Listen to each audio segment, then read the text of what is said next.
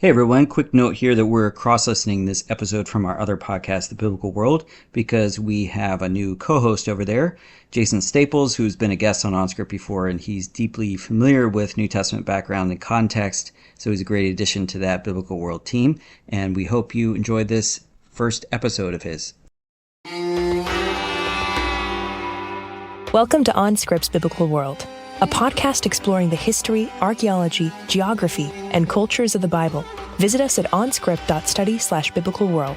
Hey everyone, welcome back to the Biblical World podcast. This is Matt Lynch coming to you from Regent College in Vancouver. We have a big announcement here.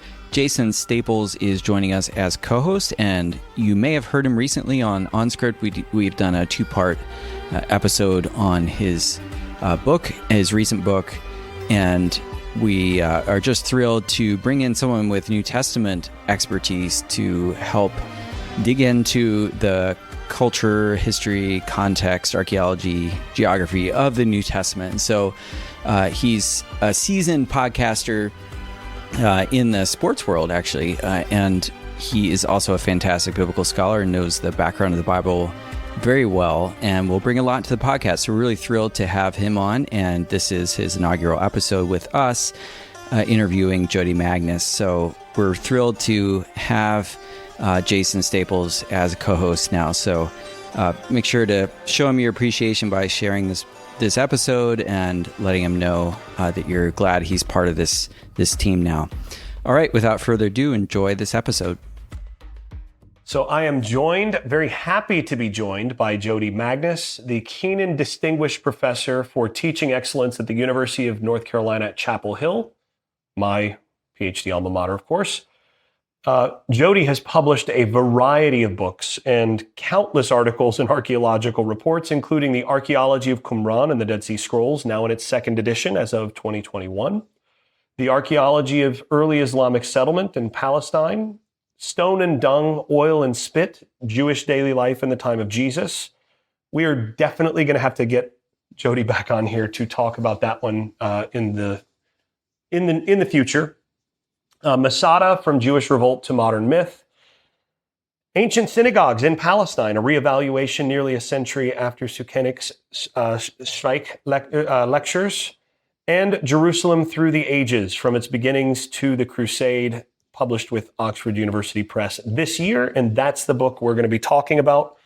Jodi's also done over 20 digs in Israel and Greece, has directed or co-directed excavations at Masada, Khirbet Yatir, Yotvata, and most recently at Huqoq, which resulted in a find of a late 4th or early 5th century synagogue with a spectacular mosaic floor featuring characters from biblical stories and more.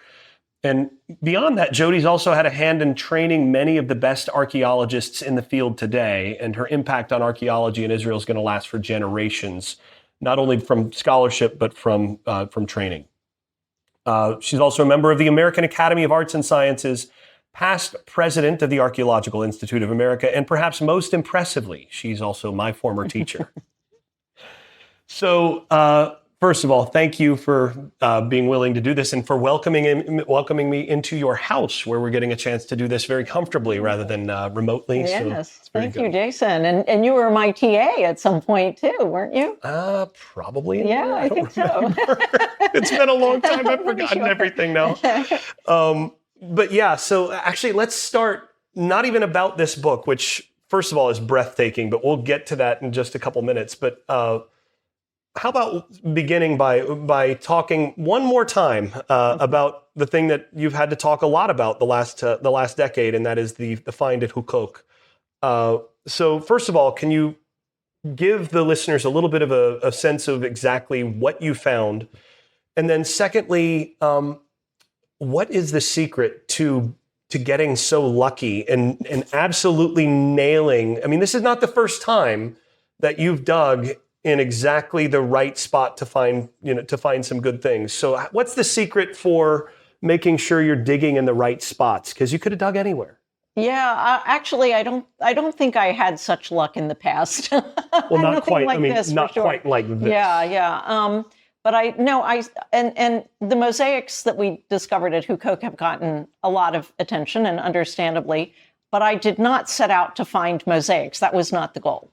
I actually started out with the hopes of answering a couple of big research questions through excavation. One, what was the fate of Jewish villages like Huqoq in the late Roman period when the Roman Empire becomes a Christian empire and these Jewish villages come under Christian rule? And the reason that was one of my research questions is because many of my Israeli colleagues think that Christian rule was oppressive to the Jews and that these settlements declined and that some of them even disappeared. And my impression from the archaeology was always exactly the opposite, that these settlements continued to flourish and prosper through the 4th, 5th, and 6th centuries CE. And so that was actually one of the major reasons that I undertook the excavations at Huqoq.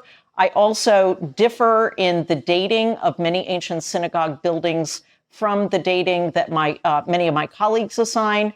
And I was hoping to excavate an ancient synagogue building of a particular type to try and ascertain through my own excavations what the date of a building like this is.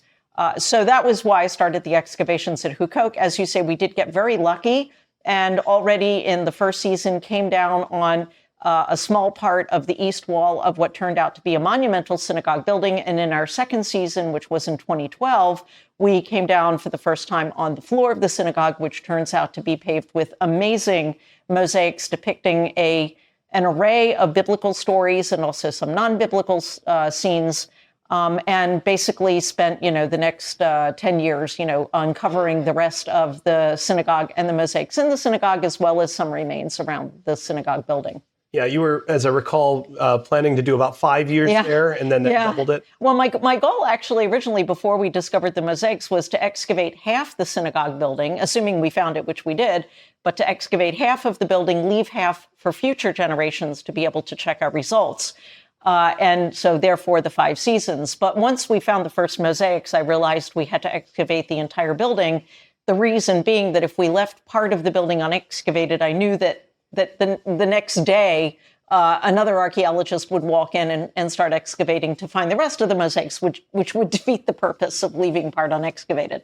So we ended up having to excavate the entire thing. And it turns out that the results are really spectacular. Yeah, and if nothing else, it's a pretty, I think, resounding win for your thesis going in. It is, and it is in the sense that the building. So my dating tends to be later than the dating of many of my colleagues for this particular type of synagogue building. I think that these synagogue buildings date to the 4th, especially the latter 4th, 5th, and 6th centuries. Traditionally, they've been dated to the 2nd and 3rd centuries CE. And it turns out we can date our building very well. We have pottery, we have coins, we have radiocarbon dating, and it's all giving the same date. So somewhere around the year 400 CE. And we don't have indications of a building of an earlier floor under our floor.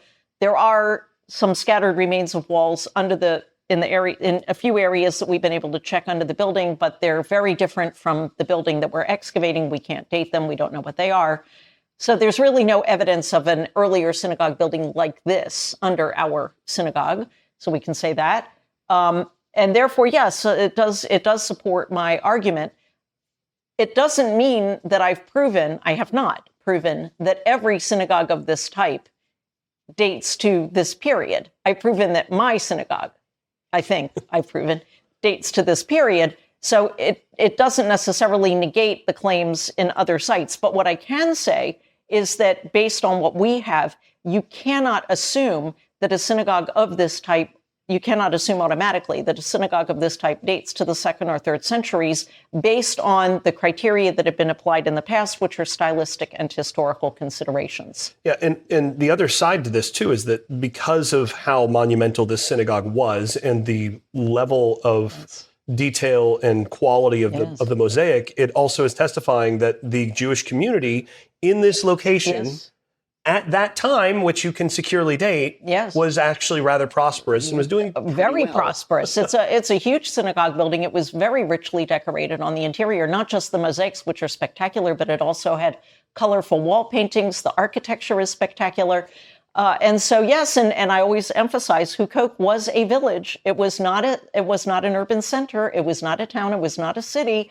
So we're talking about a village, clearly a larger and more prosperous village than we assumed in the past, but nevertheless a village. So yes, it does actually support my view that at least some of these Jewish settlements were prospering under Christian rule. Yeah, and that also, we'll get to this a little bit later, I think, challenges us as moderns to recognize that villages aren't always just, places where poorer people are, that villages can actually be very prosperous in this period without a lot of the other urban center. And so what characterizes a village is that you lack urban institutions. So you wouldn't find, for example, you wouldn't expect to find a theater or a bathhouse or, government buildings in a village context. But that does not automatically mean that everybody living in the village was, living in an impoverished lifestyle. Yep. The other thing, by the way, that it challenges us to do is to reconsider the way that we approach ancient texts that describe this period, because this sort of view that Jews suffered under Roman rule is really largely, if not entirely, influenced by the types of writings that we have from this period, particularly Christian writings, which are very negative about the Jews, and later Roman legislation. And that really is what has driven the interpretation, in many cases, of the archaeology. Yeah, and actually, once you get the archaeology to pair with that, the textual evidence kind of gets flipped in the opposite direction. So when you read somebody like John Chrysostom, who is saying, don't go down to the synagogue to swear your oaths and things like that, and he, portrays Jews in a very negative fashion. When you realize that Jewish communities are actually thriving, you read that and you realize that the problem for Chrysostom is not that Jews are not doing well. The problem is that Judaism is still very appealing to John Chrysostom's audience, and that things look very different than, say, a generation or two people thought they would. That's the old case where you don't tell somebody not to do something unless they're doing it. It's the securest way to know people are doing something is when there's a law against it or someone's saying, don't do this. And by the way, one of the things that also has driven the interpretation of the archaeological evidence in terms of the dating of synagogues is that there is repeated later Roman legislation prohibiting the construction of new synagogue buildings. Well, why did they have to keep reissuing it, right? So, yeah. Yeah, exactly. And at that point, that synagogues are being built. Yeah.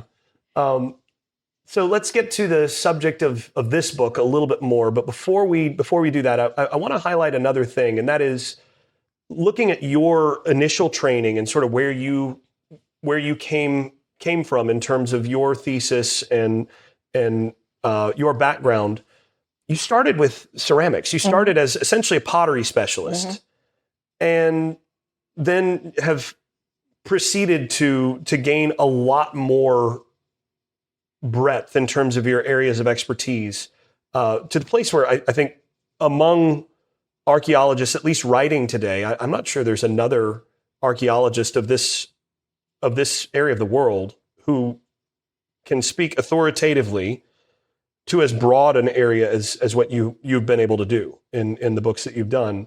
One of the things that sticks out to me there, though, is, and of course, having taken class with you and having known you for a long time, this is sort of motivated in part by some of those conversations. But can you explain why starting with pottery the way that you did was such an advantage, or can be such an advantage for someone working in the field as an archaeologist, and how that can help?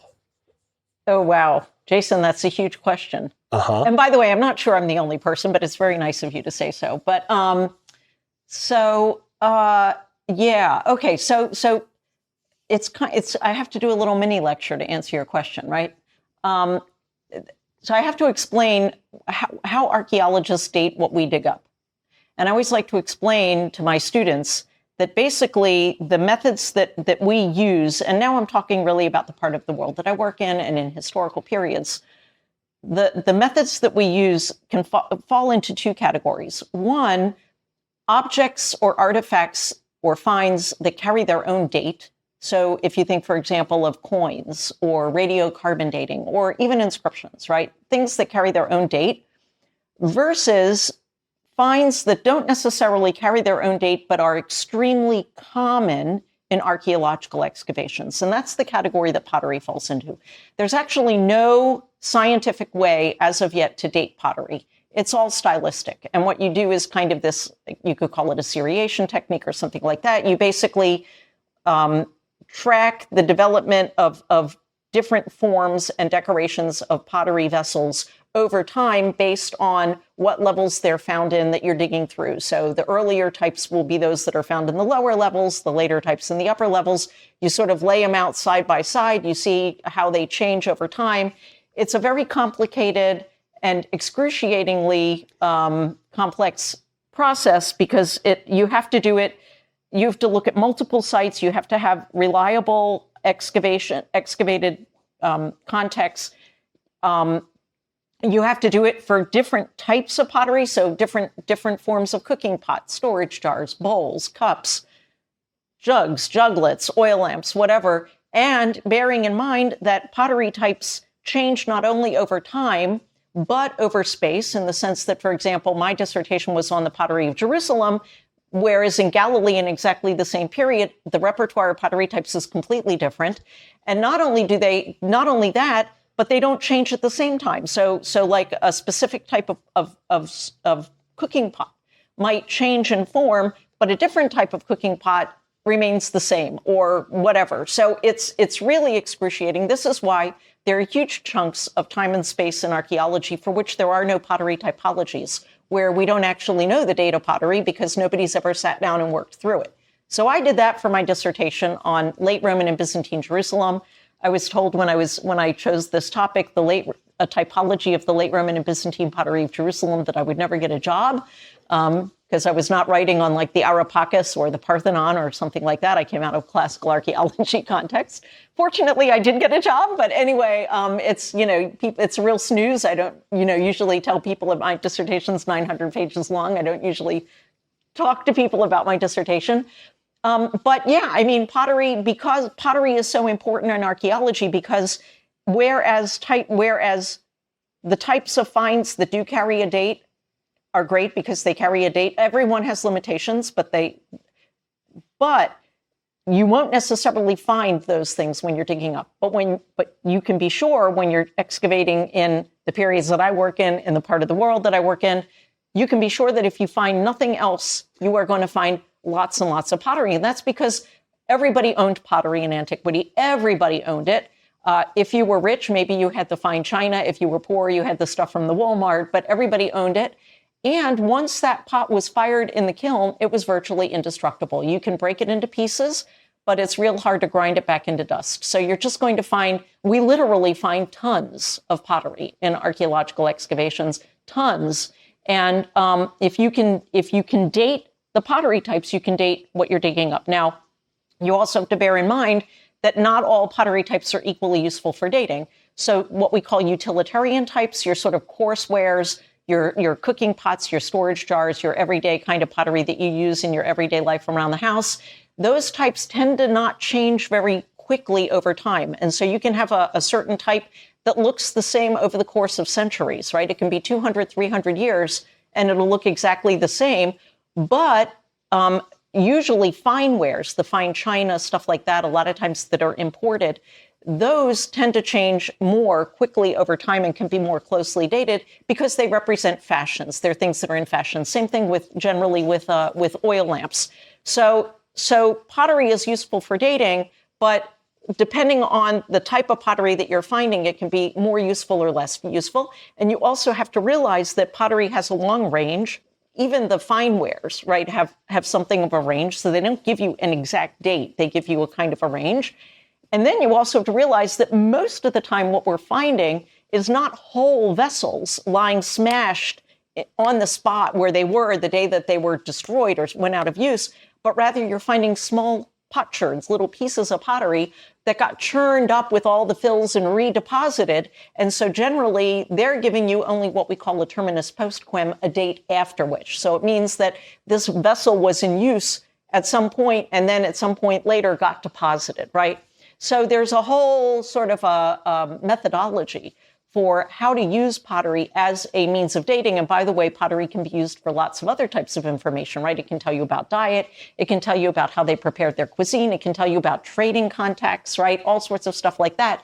But if we're talking about in terms of dating, pottery is a really valuable dating tool in archaeology, but it's also, like everything else, something where you have to know how to use it, right? How the proper use of it methodologically. And I know you're bringing this up because in the book, I do talk about pottery, especially with the earlier periods when we're talking about the Bronze Age and Iron Age, some of these monumental buildings and what period do they date to? And is this in fact a building that might be the Palace of David? How can we date it, right? So of course we do also have radiocarbon dating now, but basically a lot of it is based on pottery, right? Arguments about the dating of pottery. Yeah, and my impression has been that if you have a strong base of expertise of how to handle the pottery part, it requires that you know so much around that it serves as a good home base to be able to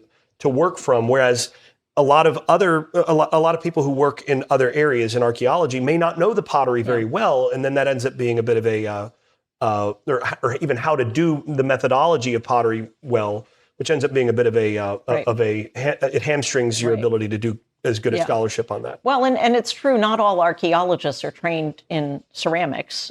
They should be, but they're not necessarily. I actually have an interesting little story to tell you about pottery. Again, I did my dissertation on the late Roman and Byzantine pottery of Jerusalem, which nobody had ever really done before I did it. And that was quite a while ago anyway. So when I was working on my dissertation, and I was based at the Albright Institute in Jerusalem, and I do mention the Albright repeatedly in my book, both in acknowledgement, but also as part of the discussion in the Roman chapter. But anyway, when I was working on my dissertation and I was in Jerusalem, at some point, a colleague who had done a survey, meaning he had walked around and picked up pieces of pottery from the surface of the ground without excavation and collected just to see what periods were represented. So he had collected a huge amount of pottery, and he wanted to invite all the various experts in the pottery of different periods to come and look at the pottery collected to sort of tell him what the dates were or to certify what he might have thought. So I was invited for the later periods, and we met in this building that was sort of in Sheikh Jarrah on the way up to Mount Scopus. And I go into this room, and it's a big room, and there are tables, and there's a table with the Bronze Age and a table with the Iron Age, and everybody was all separated out like that. And there were a bunch of archaeologists in the room. I remember Israel Finkelstein was there. Ami Mazar was there. There were all these, various people.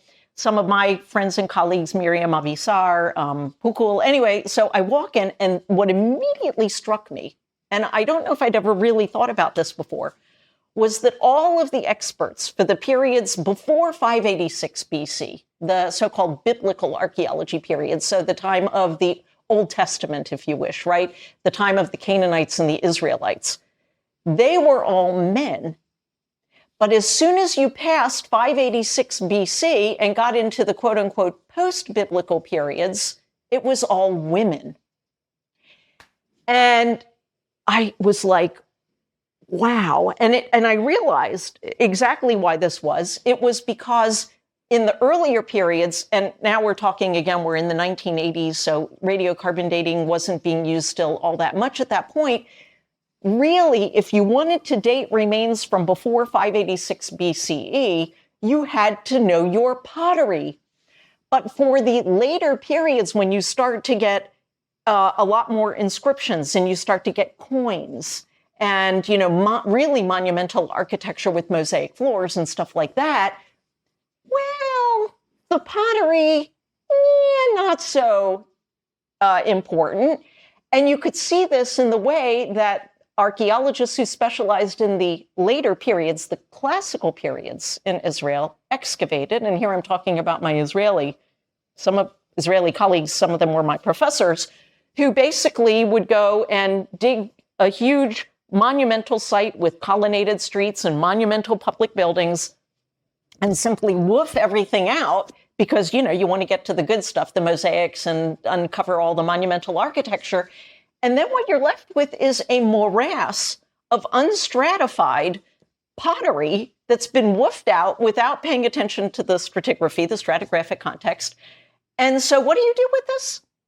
That's not so important. You got to publish it, though, as part of your excavation report. So you give it to a girl. And here I'm using the term girl very deliberately.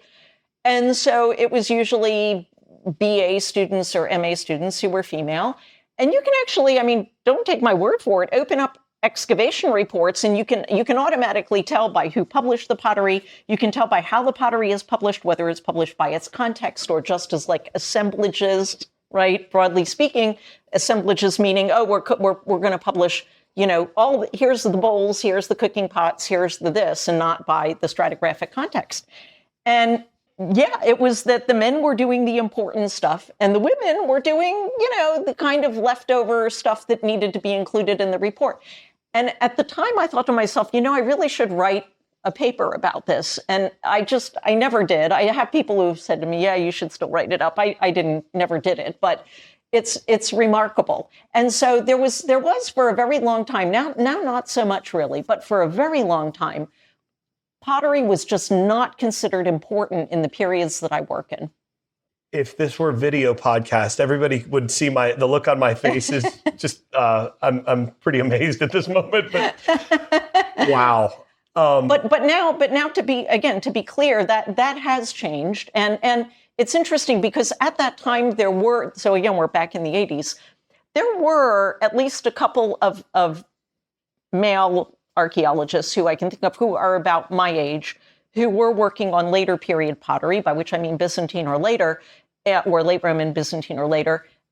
Interestingly, they weren't native Israelis. They were living in Israel and they had immigrated to Israel, but they were not originally from Israel. Very interesting. But now, as I say, the situation is different, and there are Israeli men who are also specializing in the pottery of these periods. But for a very long time, that was the case. It's really interesting. Yeah, really interesting.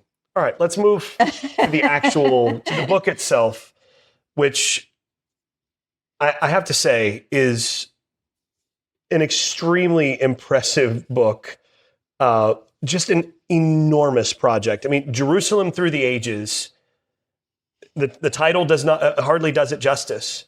The broad expertise required to write something like this is just staggering because, people specialize in any one of these chapters and parts of one of these chapters, and you are walking in and essentially in a readable fashion, because this is a very readable book, especially for archaeology, which has all sorts of dates and discussions of this was over there and this was found, in situ.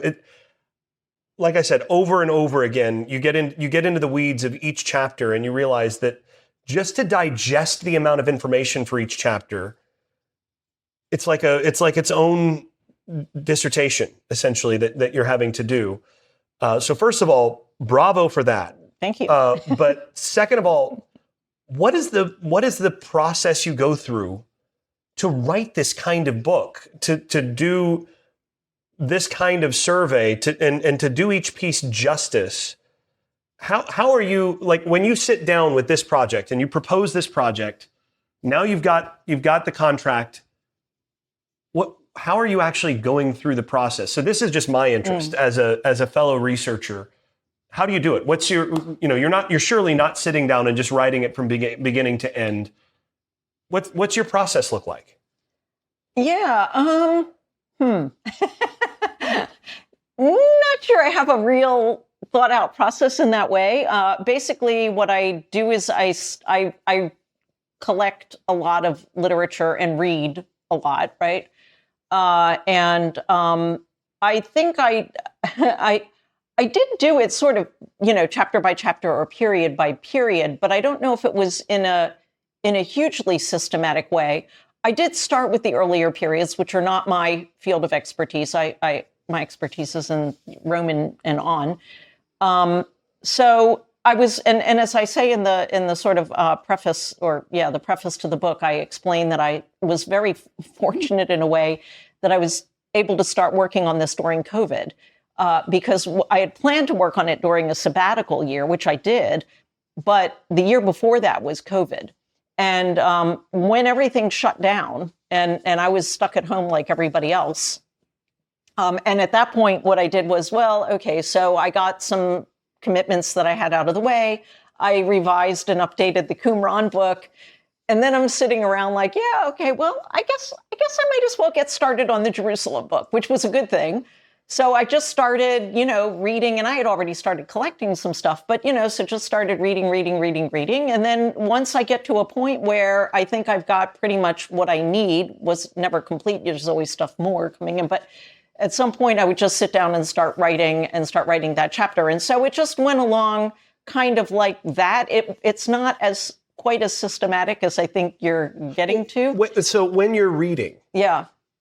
Is there a process that you go through for taking down the notes or anything that you have that you're going to then filter in? Or do you just revisit and you say, okay, I know I'm going to need to do this, and you revisit later? No, I don't do that. I don't take notes that way. What I do is I'm a hard copy person. Everything for me is hard copy.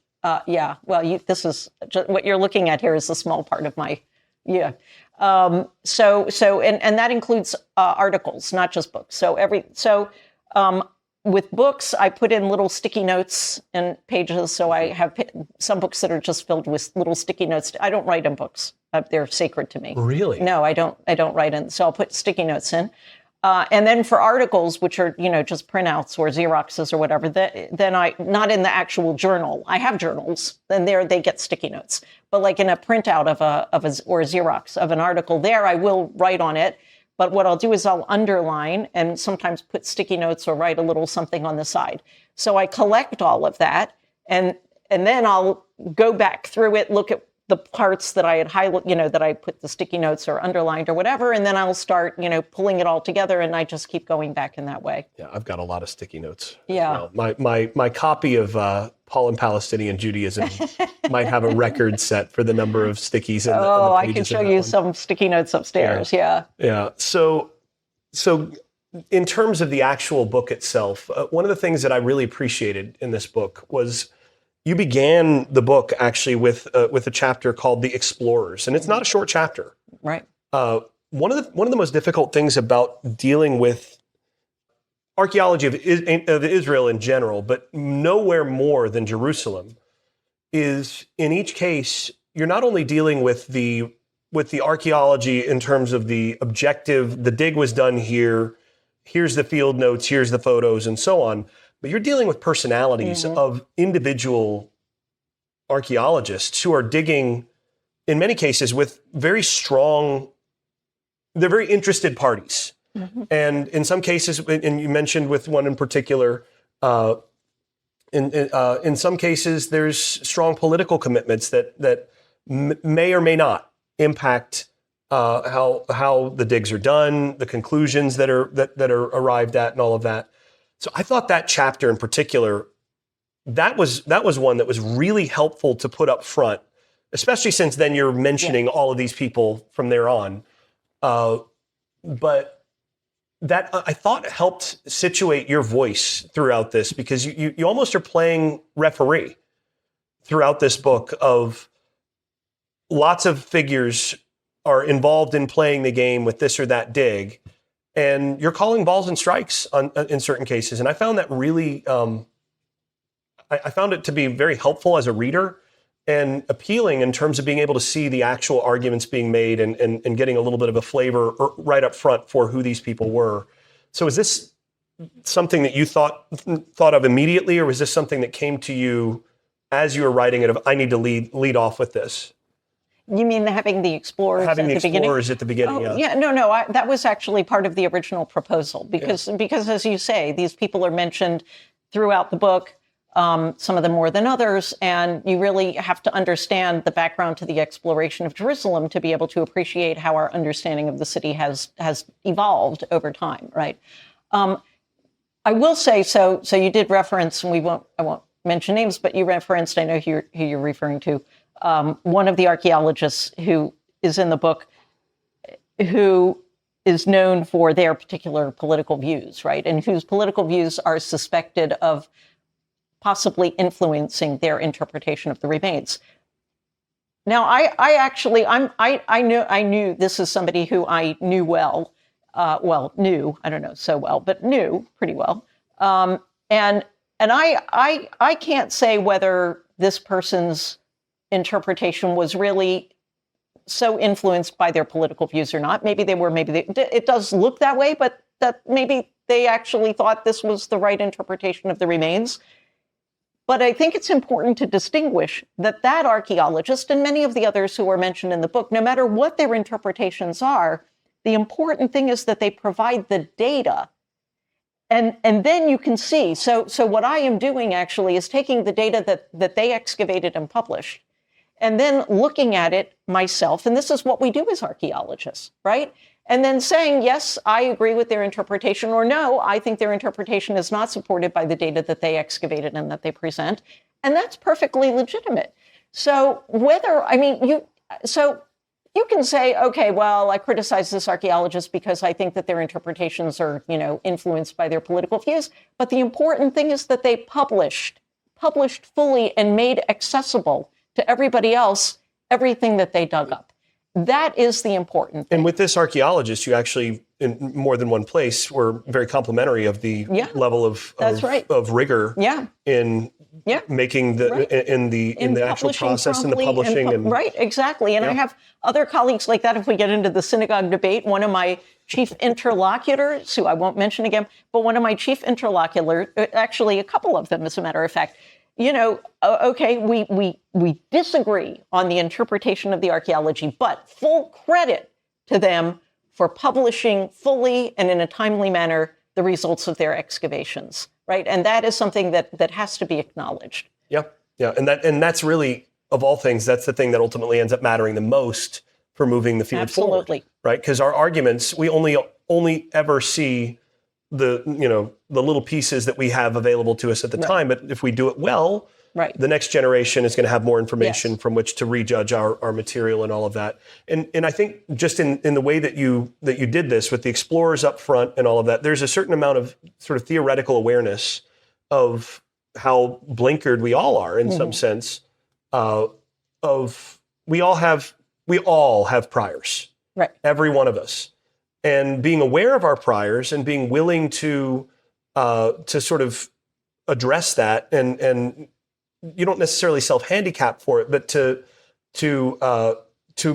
stay committed to doing the high-quality work that is then testable from other angles is the part that I think is really critical. And you highlight that in more than one case.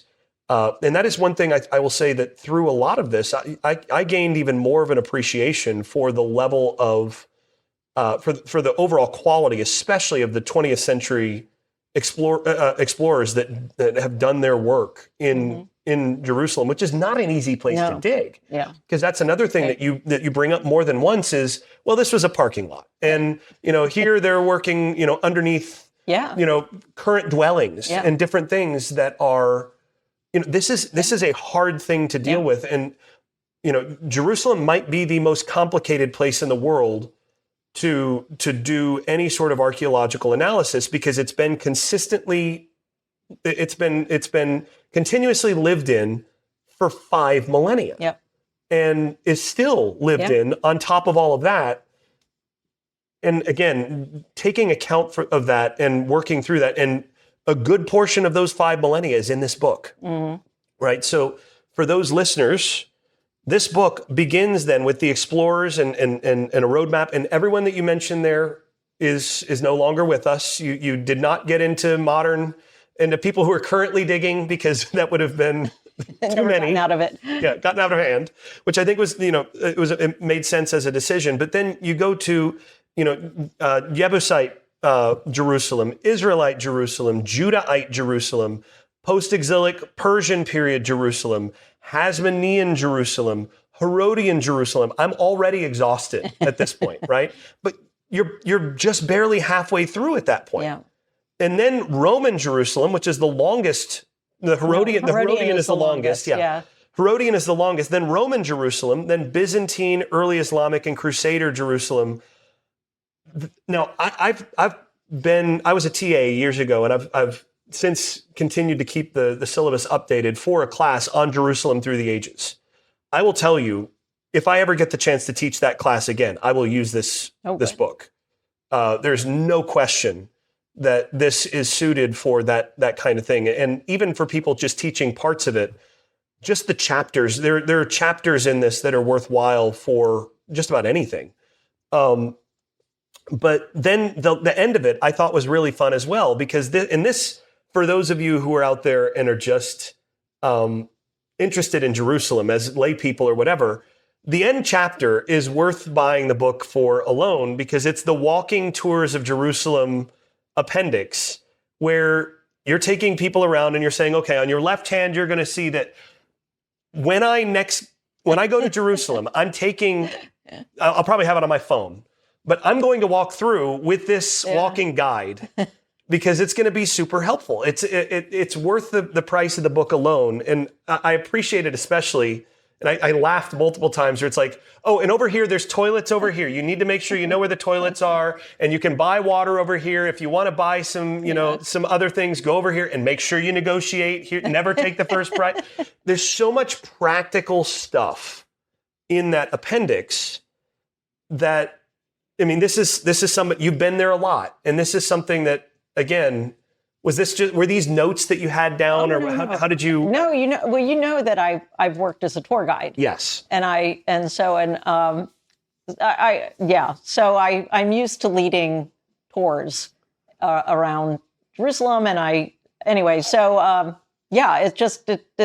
are just some of my favorite itineraries that I've shared. It's just it's so lively. You can see it as you're walking through. Yeah. And I really, really appreciated that aspect. But before we go on, I was going to say, when we were talking about, giving credit to various archaeologists who have published fully their excavations, and then you mentioned me sort of being like a referee and kind of, this is another thing I can't stress enough, which is that a lot of scholars and even archaeologists do not read an excavation report. I mean, an excavation report is really hard to read, right? It's not fun to read. It's not easy to read. And so a lot of times what people will do, and this again includes a lot of archaeologists, is they'll simply flip to the conclusion, or, they'll read the introduction and the conclusion and see what the excavator says. And the problem with that is that you actually skip over the data. And you may find, if you work through the excavation report carefully, that your understanding of what they excavated is different from what they concluded. And so one of the important lessons is definitely for archaeologists, but even for people who aren't archaeologists like you, right? Read the entire excavation report. Don't trust what the archaeologist says. And I'm saying that about me too. This is why we publish everything that we excavate, ideally, right, in a big report, because that is the data that you need in order to understand what it is that we found, and either to agree or disagree with our conclusions. Yeah, and there were multiple places where you brought in a piece of data that you basically said, well, the report says this, but this other thing is actually the most important aspect. So for one of my favorite pieces of this was the dog burials. Oh, yeah. And so, again, I want people to buy this book. So we're not going to go too much into the details on this. But there's a debate about the dating of a specific tower that could be Persian period, could be Hellenistic period. There's a wide range, as with a lot of things in Jerusalem, on when this is coming from. And you observe that, like, wait a second, there were two dogs that were buried underneath, and they were deliberately buried underneath this tower. And that gives us actually a really good window on when that likely must have been, because of some surrounding details. Right, exactly. What are those dogs doing there? Dog burials, right? Who's burying dogs in Jerusalem, right? So yes, and when? And when? And it's a very specific practice from a very specific period. Yeah. That was one of the things that found some highlighting from me in my. So I was reading this in ebook form, so not messing up the sacredness of the book. Yeah. But that definitely. That was one where it was clear that had not been adequately noticed by the people who had drawn their conclusions from this, by the people who had actually done the survey, and yet it was in the report, it was properly recorded. So then somebody else who knows a little bit more, and you happen to have some knowledge of some of these other places in the context when these kinds of burials would happen, you can connect those dots. Yep. So, and that's a really fun one. It is fun. Yeah, there's a lot of fun little nuggets in there. There really are. There's a lot of different things, and there are a lot of things that in the process I learned and found myself chuckling at, like, oh, I didn't realize X, Y, and Z. And another thing that I appreciated on this is that there were also places where you didn't take clear stands for when you didn't feel like you could actually call whether that was a ball or a strike. You just said, look, here's the data as best we have it. Here's the different arguments that you have. And you left it. Yep. You left it sitting. Yeah. One of those is, of course, familiar to listeners of this podcast, which Chris McKinney, another of the co-hosts of this podcast, is very invested in, is the Millo, which is a really hard question there. And there's 4 or 5 different options, really 2, I think, or really 2 options for what that most likely is. There's a third one that I don't think is persuasive at all. But it didn't seem to me that you took a strong stance on that. I don't have a strong, And as I sometimes tell people, I don't actually have opinions about everything. And in this case, it was like, okay, so here's what's been suggested. And it was driving my editor a little crazy, because he's like, people want to know. They want to know what the answer is. We don't always know what the answer is, or I don't always have an opinion about it. But see, that's an integrity thing to me, right? That to me is a part of, like, that's a sign to me of an honest scholar who's willing to really commit to being a scholar. Is, I don't know, the willingness to say that, and the willingness to come down on no, I'm not going to I don't have to have an opinion about everything because I just don't have enough information. Maybe other people do, but I don't. The willingness to do that in this book also stood out at different points, because again, and that builds trust to me that gets to sort of what I was saying in terms of value as a scholar, that builds trust. Because then when you do give your opinion, and you give it in a number of places in this book rather strongly, that tends to carry more weight, because now it's okay, well, this is not just based on a whim, right? Yeah, you didn't even get to the strongest opinions, which are the periods I specialize in. Wait till you get to the Roman and Byzantine periods. Yeah. So Jodi is digging at me a little bit here for not being able to get through the entire book before this. 700 pages, so I'll give you a break. Yeah, before this interview. Not fully. So I went through large portions, even of the portions that I wasn't able to read every chapter of. But she's right. I trust the parts. When you get to I trust those parts will be done the best, because I already know that you're you're an expert in those areas. And I tend to have more opinions on periods that I specialize in, right? Which is how it should be. I dealt with. Yeah. I do want to bring up a fun, an interesting quote that I found at the tail end of, I think this was at the tail end of the Jebusite chapter, at tail end of chapter 1. Maybe it was the Israelite Jerusalem. It was at the tail end of chapter 3, where you mentioned that anthropological models suggest that 10th century BCE Jerusalem should be characterized as a chiefdom because it lacks the features of a state, such as increased population, public works, production of luxury items, and skilled artisanship. And then in what I thought was a nice purple passage from this book, you said, in my opinion, this discrepancy is at least partly the result of modern scholarship, specifically the imposition of anthropological categories on the ancient world and the attempt to reconcile archaeological remains with the biblical text. 2 sources which provide different types of information. As Carol Myers observes, yet the biblical record of monumental architecture in Jerusalem is not fictitious, and the discrepancy between textual records and material remains should not be used to discredit the former. And then you make this point, which I thought was really, really interesting, and that is, and it's often neglected, Jerusalem has always been a relatively impoverished and isolated mountain town, lacking in natural resources and removed from the major thoroughfares bisecting the country.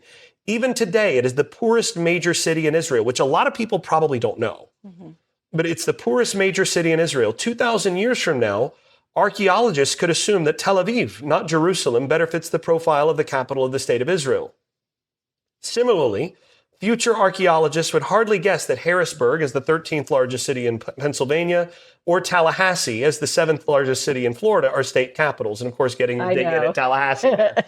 But I thought this was really, again, very theoretically aware of the blind spots that we have as modern scholars and what makes this so difficult in terms of doing work and processing and evaluating ancient archaeology and thinking through these things, because the models that we bring to not just texts, but the models that we bring to the material evidence, which cannot interpret itself, impact the way that we think about this. So I'd like to hear a little bit more about the models or the assumptions, right?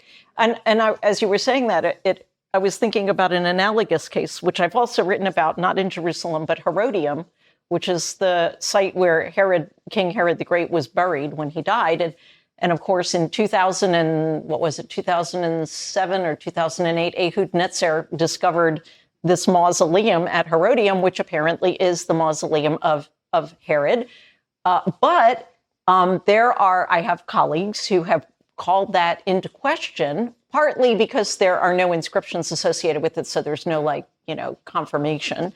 But one of the claims is that it doesn't fit the profile of what we would expect Herod's tomb to look like. And it's like, well, just because it doesn't fit what we thought it should look like doesn't mean that it's not that. And it's exactly what you're talking about here, right? So, and it actually goes back to our synagogue talk, right? This expectation of, well, this is what the Jews would have experienced under Christian rule. This is what synagogue should have looked like in that period. It's really the same kind of thing. So I prefer to start with the archaeological evidence. What does the archaeological evidence tell us? And then how can we sort of understand this evidence in the larger framework? But even there, we end up sometimes, and you bring this up multiple times as well, and especially in those early chapters, we end up sometimes potentially being misled by the absence of evidence. Because that's right. Something like this, you have absence of evidence, but you observe more than once that does not mean evidence of absence, especially when you're dealing with a people that the majority of the populace, as far as we can tell, I mean, when they reject Rehoboam as king, what do the representatives of the 10 tribes say? To your tents, O Israel. Well, that's suggesting that a lot of the population still probably living in tents. So they're probably not leaving a lot behind, even though you do have monumental structures starting to get built in certain citadels and certain locales. But it's just a different kind of population and organizational structure than what we're thinking. And it doesn't fall on the kind of evolutionary, Civilization 5 video game continuum that we would like. Right. And I do also mention this problem throughout, and especially in the early periods where these very earliest periods of settlement are, of course, way underneath. They're at the bottom of all of the later construction and accumulations.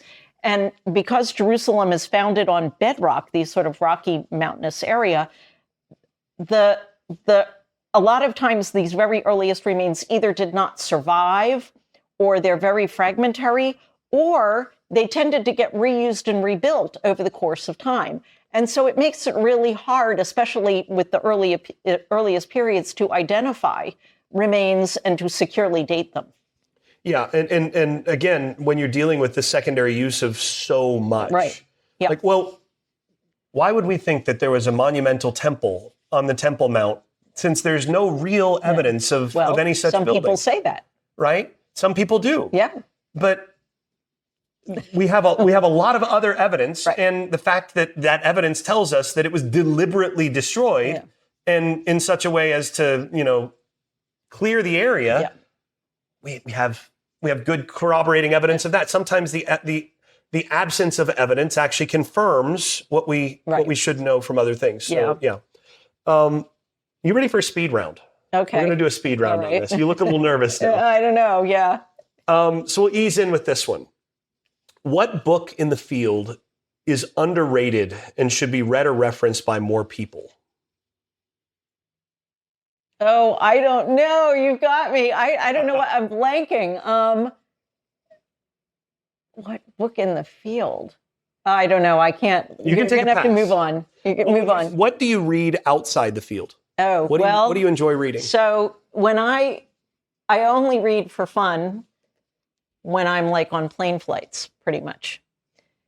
So here's an example of the genre. My husband got me hooked on this. So it's this really kind of, I don't know what you would call it. It's sort of like John Sanford, Robert Cray, Michael Connolly, the sort of,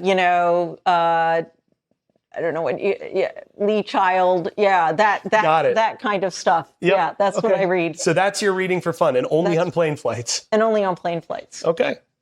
Why are the Miami Hurricanes so disappointing as a football program? Oh, what keeps them inferior to their rivals? Oh, that's a terrible question. Come on, I'm still waiting for the days to come back. Yeah, so full disclosure. That's terrible. That's not fair. Jodi is a Miami Hurricanes fan, longtime Miami Hurricanes fan. They've struggled for the last couple decades to reach their former grandeur. And I, of course... and he's gloating because he's a Florida State fan. Well, I go back to my time as briefly as a player there. And of course, when I was in the glory days, this was the big rivalry. The rivalry. Miami and FSU. Yep. Something a little bit more serious. What differences have you noticed in the classroom? And so you are well acclaimed as a teacher. I've had you as a teacher. Well-deserved reputation there. What differences have you noticed in the classroom the last few years? Have you noticed any real changes? Well, yeah, there are changes. So first of all, let me just preface by saying that I think that I love my students and I love my job, and the best thing about what I do is the students, really, honestly. I mean, when I teach, I come away and I'm like, this is why I do what I do, because of the students. So what I'm about to say is not in any way intended to denigrate the students. It's just remarking on differences. So one thing, of course, is that the way we learn or the way people learn has changed over time. I'm a hard copy. Nobody does any. I'm a dinosaur. Nobody does things in hard copy anymore. I'm actually going to be requiring hard copy for my classes next semester. Oh, that's interesting. Yeah, so it's just not. And going along with that, it used to be when I first started out that students you could get because they had to. They would go into the library and they would go through the card catalog and they would look up a book title or something like that. And then it got to the point where, of course, students stopped going into the library. And now to get a student to go into a library and actually use physical hard copy anything, if it's not, it's really hard. I mean, if it's not available on the internet, it pretty much doesn't exist for them, right? And so that's a big change. It's not necessarily an overall bad change in the sense that there's a lot more available now, more freely and easily because of the internet. But that's not a replacement for actually going into a library building because there is a lot that's not available on the internet. So that's one change. Another change is also, I think, in the reading habits of students, and I think this is just true of the world in general. People don't really sit down and read like something. Everything's in short bites, right? And it's like even in the newspapers, it'll tell you how long it takes if you go online, right? You read the New York Times, it's a 13-minute read or whatever it is. So people want things, they want these quick bites of things and working your way. So talking about working through an excavation report, right? My students in one of my classes have to actually work through a real excavation report. And we had to do it. I remember. Right. It's really hard for them. So everything now is in these short kind of little bites and not kind of let's sit and go through a whole long book or something from beginning to end and think about. So there's that. And also, and I think this is maybe either because of COVID or certainly exacerbated by COVID. Students, I think, are, I don't mean this in a negative sense, but needier in a way. In other words, they seem to be more fragile, and in some ways actually take some things for granted that they didn't used to take for granted. And again, I love my students, so I'm not, but I do think that there's a real, and people of course have pointed out that the mental health challenges that have arisen, especially as a result of COVID, but also I think the use of social media and stuff like that. So I think that's also reflected in the way students interact, not just with each other, but with me, for example. So yeah, I think those are all differences. And the final thing that I'll say, and this to me is really sad, which is that students now are far more pre-professional than they used to be. Yep. When I first came, so I taught at Tufts for 10 years before I came to UNC, and I came to UNC 22 years ago now, so I've been around for a while. But so at Tufts, the student body, it's an elite liberal arts university or college with very high tuition. Students were coming from, relatively privileged backgrounds and were being sent there by parents who expected them to get a good paying job when they graduated. But when I came to UNC, it was very different. The student population here, which comes mostly from North Carolina, did not have that kind of attitude. The students really were not pre-professionally oriented. They were open to majoring in anything or to studying anything. It was really very refreshing. And now that is absolutely not the case. Now students come in and, with maybe just one or two, I see it in my first year seminars, with maybe just one or two exceptions, they're already, they're predetermined that they're going to go into some major that they perceive or their parents perceive is going to get them a good paying job when they graduate. And so forget about a major or even maybe a minor in religious studies or archaeology or anything like that. And that, of course, is a result of the larger context that we live in and the decline of the humanities. And that's really, really, really very sad to me. And I wish I could figure out a solution. And I've talked to a lot of people about this and been involved in some meetings about it, but there's really no easy solution to it. And to me, that's really the saddest thing of all. Yeah, it's really hard. I've noticed a lot of similar things. I think NC State is lagging behind UNC a little bit in terms of that aspect with the students. I think we get a little bit less of that, although because of the STEM focus at NC State, that sort of evens out to some degree. Have you had to change anything in the way that you've taught? I mean, I know back when we were doing things, and of course I was grad class, but there were a lot of small writing assignments and things like that with ChatGPT and those sorts of things. Yeah, I'm not using that. And in fact, I now have an addition to my syllabi. I was working on a syllabus today for next fall. I have a section on the use of AI and ChatGPT. And students are explicitly not allowed to use that. Or if they do, they have to indicate it very clearly. Good. And the reason is, and I try to explain, because if they don't indicate that they've used it, from my point of view, and I think maybe not only my point of view, it's basically plagiarism. Yep. Because they're using some other source without citing it. So, I try to, but we're all struggling because the technology is advancing so rapidly that it's hard to keep up with. Yeah. Okay, last one of the quick fire round, which that was a remarkably thoughtful answer to a quick question. What do you suggest is the best way that someone should be able to visit the tomb of Jesus at Talpiot? You can't visit the tomb of Jesus at Talpiot. First of all, it's not the tomb of Jesus. No, it's not. And secondly, it's not open to the public.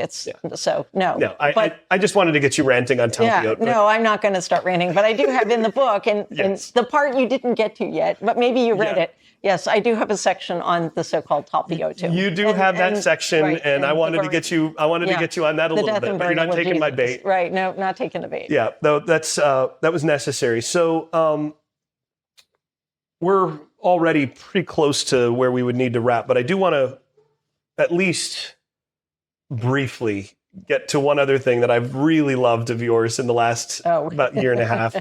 And this is the article. This was Journal of Biblical Literature, right? So this was the article, "Toilets and Toilet Humor in the Story of Eglon's Murder by Ehud." That is a fabulous, fabulous article. And the fact that you got to write an article about toilets and toilet humor made me jealous. But can you just briefly tell the folks listening about this article and sort of what you took away? There's one jaw-dropping thing in there that I want to ask about specifically. Yeah, thank you. It was a fun article to write, and I worked on it for quite a while. Actually, I worked on it mostly through COVID again, because and so, I've been working on toilets and toilet habits for a long time. I originally got into the topic through Qumran, but then it just kind of kept branching out, and so this was kind of one of the ways that it branched out. And it sort of starts out by talking about toilets and toilet habits in general in the ancient world, looking at archaeological remains of toilets from the Iron Age and also at Qumran, and then sort of looking at the archaeological evidence in light of, actually the opposite, looking at the biblical story of Eglon's murder by Ehud in light of the archaeological evidence, and how might the archaeological evidence help us to understand that story, right? That's a very general, but that's really kind of what it is. And I do think that the archaeological evidence, if you look seriously at and I'm not the first one to try and use archaeological evidence to understand this story, but I don't think others have understood it correctly, but they have used the archaeological evidence. But I think that if you look at the archaeological evidence, it helps explain some of the more obscure features of this story, because there are a number of words that are hapak slegomena, that, words that aren't mentioned anywhere else in the Hebrew Bible. And it's kind of like, well, what does this word mean? So again, I think the archaeology can help shed light on that. I think it's a really valuable example of using archaeology together with text, which I wish, a lot more biblical scholars would do. Yeah. So, I mean, the one of the takeaways of this article, for those who've not read it, and you really need to read it if you can. It's fun. One of the takeaways is that the story basically centers on a lot of toilet humor. Yeah. And it explains why Eglon, who is in the superior role, the king role, rises to meet Ehud when he comes before him, and it's because he's actually sitting on the toilet. Yeah. And of course, the key here is that the word, as was the case in my house growing up as well in English, the word for toilet and the word for throne are the same word. Yeah, that's right. So he was sitting on the throne, but he was sitting on the throne, and then he rises to meet Ehud. And this is of course the ultimate power move of like, oh yeah, you can come on and talk with me here while I'm doing my business. Right. But maybe the most jaw-dropping part of this was something I've not seen anybody else make this connection. So I don't know if you're the first person in this article to make this connection. But in the Qumran text, you've got the place of the hand, the yad, that's right? Is the latrine. Yeah. And that's a strange terminology. Yeah. Though you do get, I think there's one scroll where it says, if a man exposes his hand to another man, then he's to be dismissed from. That's right. In community disfellowship for a while in the community rule. So there's the potential of some. That's usually there. It's translated penis, right? In that context, it's where somebody's wearing torn or ragged clothing that exposes their yad, their penis, right? But it's a euphemism. But the place of the hand, that's exactly right. And there's been a lot of discussion about where this term comes from, the hand or the place of the hand. So why would it be this? And I think you've answered that. So can you tell us a little bit about how did you find this? I don't know. I don't remember how I think I might have found out that it comes from ancient Near Eastern, an ancient Near Eastern word that has to do with a deep. So in ancient Mesopotamia, I think actually what happened here, and here I want to give credit. This was so I belong to this group, the Biblical Colloquium, right? And we meet every year. And I presented a draft of this paper, and I got some really good feedback. And so one of the people who gave me feedback was Tim Harrison, who of course is an archaeologist, but who told me that what I needed to do was to look at toilets in Mesopotamian palaces. And he gave me some really good references to check up on, and I started to do research on it. And I think it was in the course of that I came across these references to this ancient Near Eastern demon called Huqoq. I think that's how you pronounce it, right? I know that's spelled with the S with the little thing over it. And a real technical term there. Yeah. I don't know those languages, so hey. But anyway, but his name means dirty hands. And this demon lurked in cesspits of toilets. And when somebody would use the toilet, he would like jump out and then go into their anus through the hole, and go into and sort of, get into them. And so the dirty hands is because he was impure. The hands meaning impure hands, right? So he'd impure hands. Well, this idea, yeah, right? It was like, wait a minute. This demon called, dirty hands or impure hands is the demon of the toilet. And where does this place of the hand come from? It's got to be. And then it also makes the connection between excrement and defecation and ritual impurity in Judaism, which was apparently something that was accepted in some Jewish circles at least. And where does this come from? So, I mean, this gets to, there's that famously difficult passage in Ezekiel, which you mentioned in the article, where he is told, Lord, I've never let anything impure pass my lips or whatever. And God says, I will give you, you can do cow dung. I will give you cow dung to cook your food on instead of human excrement, human dung. Yeah. And of course, a lot of intrepid biblical scholars look at this and go, but Ezekiel, there's no...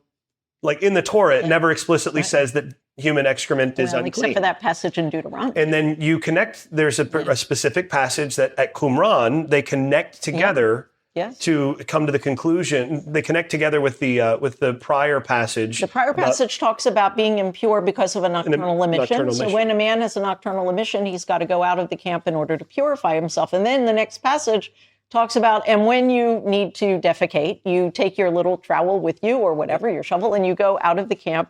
And so there's an implicit connection there between defecation and ritual impurity, which the Qumran sect made, but not only, also whoever was responsible for the temple scroll, for example, or apparently, I think it's probably priestly circles. Well, and Ezekiel is in those priestly circles. Exactly, yeah. Yeah.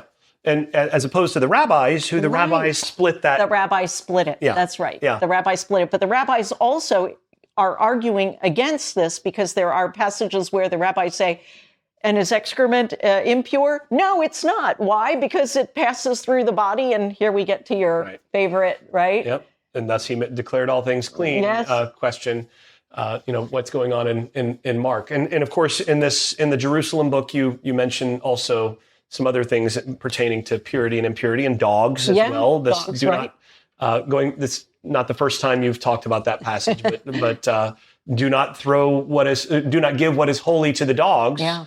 Potentially, this is in Matthew 7 or Matthew 6. It's in the Sermon on the Mount where you mentioned that there were dogs that seem to have been scavenging on sacrificial remains. Yeah, no, that's right. That's a major no-no for Jerusalem. Right. The Qumran sect actually objected to that practice, apparently, right? 4QMMT. That's where you get that. So that again suggests that dogs were scavenging in Jerusalem. And I know you wanted to mention the pig or piglet. I don't know if it was a piglet, I guess. Yeah. So this we'll wrap on this. One of the things that you brought up in the this would have been in the Iron Age discussion. Yes, the Judahite. Yeah, the Judahite discussion is that there was a full pig skeleton of like a 9-month-old, like a whole pig, just crushed in the rocks. Yeah, in a house. Yeah. Like, so there's a pig just running around in Jerusalem. Yeah. Late Iron Age Jerusalem.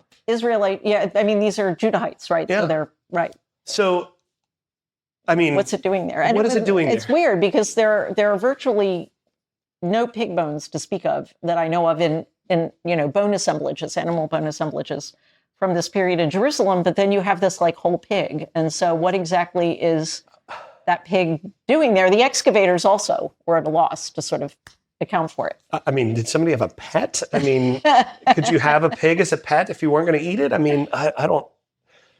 Yeah. In any case, I mean, this gets to Jonathan Adler and some others who've pointed out that a lot of the things that are later. A lot of these prohibitions are much later. That's and right. I think that's another thing that comes through this book is you can see in the archaeological record with, you also mentioned that there were a lot of scaleless fish. Yes. And even some evidence of shark teeth, like ancient shark teeth that had been brought there. Just there's so many nuggets of really fun things in this book that I did not know. Yeah. When I first started reading this, that again, recommend this very highly for those who want to know about Jerusalem in the biblical period and beyond. This is a really rich book, and thank you for all the work you've done with that, and thank you for sitting down to talk about it. Well, thanks for talking to me. I'm still racking my brain, by the way, about that book question. So I feel like, You'll anyway, call in later. yeah, because I've got the Robert Cray book here in front of me, and I'm like, Robert Cray. No, wait, different genre. Yeah, no, it's a hard question, and I'm not sure how I would answer it now. I would have to. I'd have to really think about it. Yeah, it's not like something immediately leapt to my mind. But anyway, it's a good question. All right. Well, thank you so much. And I look forward to having you on sometime again soon. And thanks to all who are listening. As always, keep reading, keep digging. You've been listening to OnScript's Biblical World podcast. If you enjoy this show, please show your support by giving us a rating on iTunes or wherever you listen. You can support the show by visiting onscript.study/donate. Until next time, keep digging.